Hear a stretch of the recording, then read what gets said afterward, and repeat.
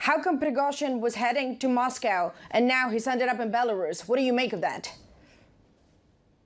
So yesterday day was rather tense for democratic forces who are in exile and people in Belarus, because any weakness of Putin's regime give us opportunity to uprise again in Belarus. And actually it started, this march of Prigozhin started unexpectedly, and unexpectedly it was finished. But I'm really honored how Belarusian democratic forces reacted on this event. The United Transitional Cabinet has created an operational headquarters where major groups and forces have joined. We worked on the common plan of actions. You know that our goal is to get rid of Russian troops, to dismantle Lukashenko regime, and to ensure the transition of democracy. And we really were ready to act yesterday. But now we see that the situation went differently, and now one more threat to Belarusian independence rose, because we have heard that Prigozhin can come to Belarus. Yes. And what do you make of that? Because you say you aspire to a democratic Belarus, but at this point you have Lukashenko, Prigozhin, and the tactical nuclear weapons from Russia. Are you concerned about the future of your country at this point?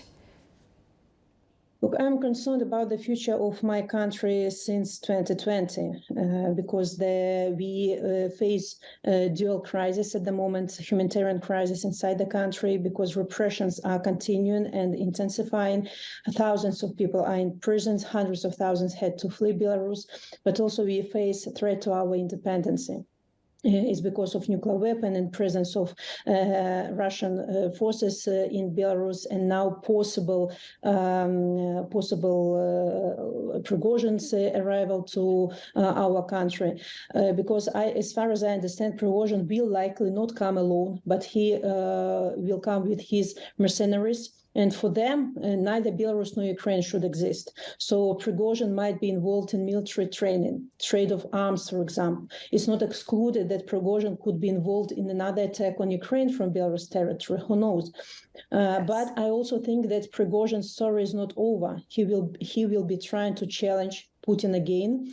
And I don't want Belarus to get involved in this. And of course, and I wonder, however, you mentioned, of course, Vladimir Putin, they must have a deal in some ways. I know that you don't want to focus specifically on Lukashenko because you think he's the past and you're the future. But what do you think has been offered to Lukashenko here? And what does it mean for Belarus if he got something in exchange for hosting Prigozhin? First of all, I want to say that Lukashenko is not a peacemaker. He now presented as mediator in this issue, but he was rather Putin's messenger. Lukashenko passed the message to Prigozhin, which allowed Prigozhin to stop the march and save face. Somehow I can say that Lukashenko saved Putin, but it doesn't make Lukashenko a hero, in this situation. The problem is that the interests of Belarusians are not considered at all. Belarusians don't want Russian troops, and especially Prigozhin, on our territory. It escalates Russian domestic conflict to our territory, and it makes Belarusians hostages of Russia, and it creates a threat to Belarusian sovereignty. If Prigozhin comes to Belarus with his thugs, it will bring threat to our neighbors too, Poland, Lithuania, Latvia, and we insist that all Russian troops must leave our country. In general, the whole situation showed that Putin is not almighty. He is not so powerful. It launched irreversible processes within Russian elites. And definitely the situation weakened Putin, which also good for Belarus. Without Putin, Lukashenko will not survive. And you say the systems and the cracks in the system have been now shown by the episodes on the Saturday. I wonder, is it now the time to go for more sanctions on Lukashenko and Belarus? Some European leaders believe he's not as bad as Vladimir Putin, so they give him some leeway. In your view, is it now the time to increase the pressure? I think that the West I insist that the West must react strongly against the triple threat of Lukashenko, Putin, and Prigozhin. It's clear danger to regional security and the security of all Europe. And we can't let this chaos in Russia spread to its neighbors. And we can't let Lukashenko threaten Europe with the nuclear weapon. No one knows what role Prigozhin will play in the future. On the other hand, the West should stop pretending that Lukashenko is a president. And actually, in the video before our interview, again, you called Lukashenko president. He is not. He's criminal who seized power in our country. So I ask you to support democratic forces in our fight for freedom and independence.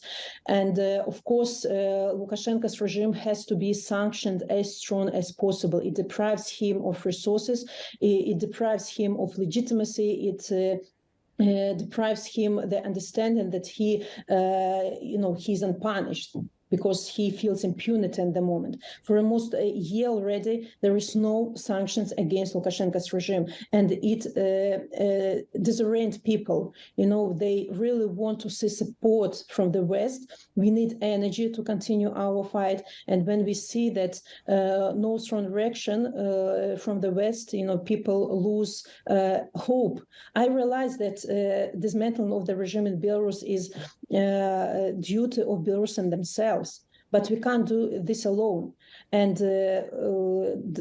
dictatorship in Belarus is a threat not only to Belarusians who are hostages of this regime, but it's also a threat to all our neighbors and to the common West.